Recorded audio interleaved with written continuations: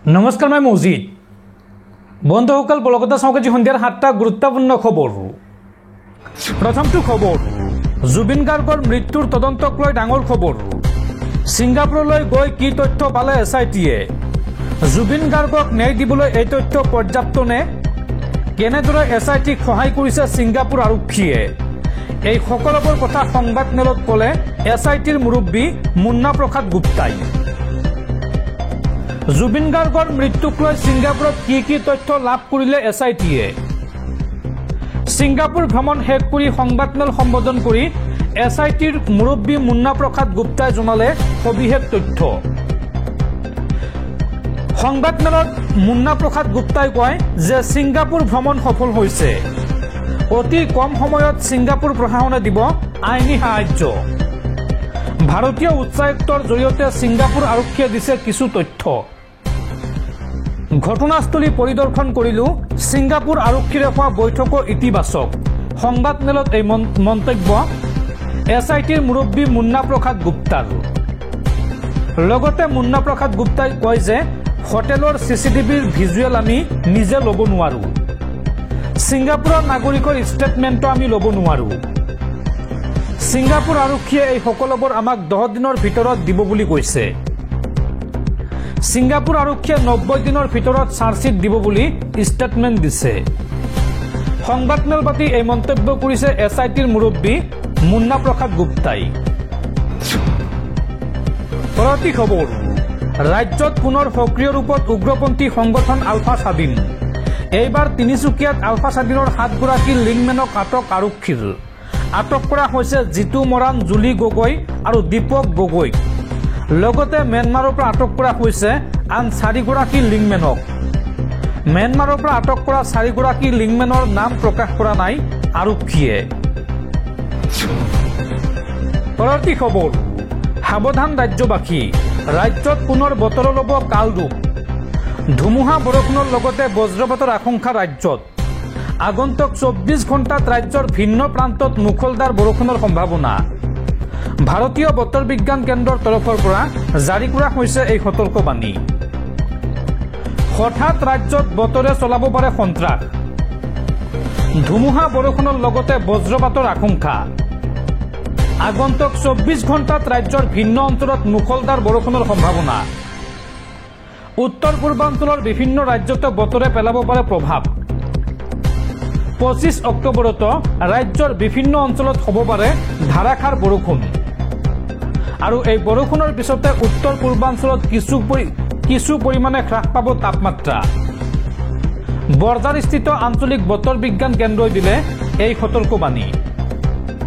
দৰ্শকসকল, আৰু বহুতো গুৰুত্বপূৰ্ণ খবৰ আছে। তাৰ আগতে আপোনাক জনাওঁ যে যদি আপুনি এতিয়ালৈকে এইটো ভিডিঅ'ত লাইক কৰা নাই তেন্তে এতিয়াই ভিডিঅ'টোত লাইক কৰি দিয়ক। আৰু এনেকুৱা ধৰণৰ ভিডিঅ'সমূহ নিতৌ চাবলৈ চেনেলটো ছাবস্ক্ৰাইব কৰি কাষত থকা বেল আইকনটো প্ৰেছ কৰি ৰাখক। পৰৱৰ্তী খবৰ, জুবিন গাৰ্গৰ ন্যায় বিচাৰি মুখ্যমন্ত্ৰী যেতিয়া আন্দোলনলৈ আহিব তেতিয়া তেওঁৰ অধীনত থকা SIT আৰু CID-ও আহিব জুবিন গাৰ্গৰ বাবে ন্যায় বিচাৰি। এইখন এখন ভাওনা। বিজেপিৰ ৰাজপথৰ আন্দোলন সন্দৰ্ভত বিজেপিক এইদৰে কটাক্ষ জ্যেষ্ঠ কংগ্ৰেছী নেতা ভূপেন বৰাৰ। পৰৱৰ্তী খবৰ, ৰাজ্যবাসীলৈ আন এক উদ্বেগজনক খবৰ। পুষ্টিহীনতাত ভোগা শিশুৰ সংখ্যাত দেশৰ ভিতৰতে অসমৰ স্থান 4ৰ্থ। আৰু শিশুৰ মৃত্যুত দেশৰ ভিতৰত 5ম স্থানত আছে অসম। গোৱালপাৰা অসামৰিক চিকিৎসালয়ত বিগত 10 মাহত মৃত্যু হৈছে 24 গৰাকী নৱজাতকৰ। ৰাজ্যসভাত উন্মোচন হৈছে অসমৰ স্বাস্থ্য খণ্ডৰ এই শোচনীয় অৱস্থা।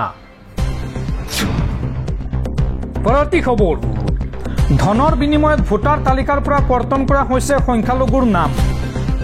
80 টকালৈ প্ৰতিজন ভোটাৰৰ নাম কৰ্তনৰ অভিযোগ। প্ৰায় 7,000 লোকৰ নাম কৰ্তনৰ অভিযোগ। ভোট চুৰিৰ অভিযোগৰ মাজতে পোহৰলৈ আহিছে আন এক বিস্ফোৰক তথ্য। ধনৰ বিনিময়ত ভোটাৰ তালিকাৰ পৰা কৰ্তন কৰা হৈছে নাম। SIT-ৰ তদন্তত পোহৰলৈ আহিছে ভয়ংকৰ তথ্য। ডাটা চেণ্টাৰৰ অপাৰেটৰক প্ৰতিজন ভোটাৰৰ নাম কৰ্তন কৰিবলৈ বা আঁতৰাবলৈ দিয়া হৈছিল 80 টকাকৈ। আৰু নাম আঁতৰোৱাৰ বাবদ ডাটা অপাৰেটৰসকলক দিয়া হৈছিল 4.8 লাখ টকা অৰ্থাৎ 4,80,000 টকা 2022 চনৰ ডিচেম্বৰৰ পৰা 2023 চনৰ ফেব্ৰুৱাৰীৰ মাজভাগলৈকে 6,018 জন ভোটাৰৰ নাম আঁতৰাবলৈ দাখিল কৰা হৈছিল আবেদন কৰ্ণাটকৰ আলন্দত ভোটাৰৰ নাম আঁতৰাবলৈ দিয়া হৈছিল এই ধন আলন্দ সমষ্টিত ভোট চুৰিৰ অভিযোগ আনিছিল কংগ্ৰেছে আৰু ইয়াৰ পিছতে কৰ্ণাটক চৰকাৰে তদন্তৰ বাবে গঠন কৰি দিছিল এছআইটিয়ে কেইবাটাও চেণ্টাৰত অভিযান চলাই এই তথ্য সংগ্ৰহ কৰে আৰু এই সন্দৰ্ভত এছআইটিয়ে 6 জন অভিযুক্তক চিনাক্ত কৰিছে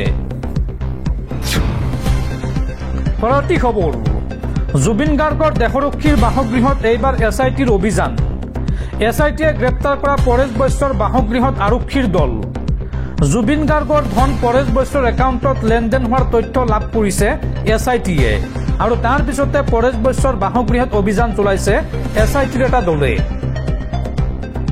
জুবিন গাৰ্গৰ দেহৰক্ষীৰ বাসগৃহত এছআইটিৰ অভিযান এছআইটিয়ে গ্ৰেপ্তাৰ কৰা পৰেশ বৈশ্যৰ বাসগৃহত আৰক্ষীৰ দল শুৱালকুছিৰ বংশৰত পৰেশ বৈশ্যৰ বাসগৃহত তালাচী চলাই এছআইটিৰ দলে জুবিন গাৰ্গৰ ধন পৰেশ বৈশ্যৰ একাউণ্টত লেনদেন হোৱাৰ তথ্য লাভ এছআইটিৰ আৰু সমগ্ৰ ঘটনা সন্দৰ্ভত অভিযানৰ বাবে বাসগৃহত উপস্থিত হয় এছআইটি আজি পুৱাৰ ভাগতে পৰেশ বৈশ্যৰ বাসগৃহত উপস্থিত হয় আৰক্ষীৰ এটা দল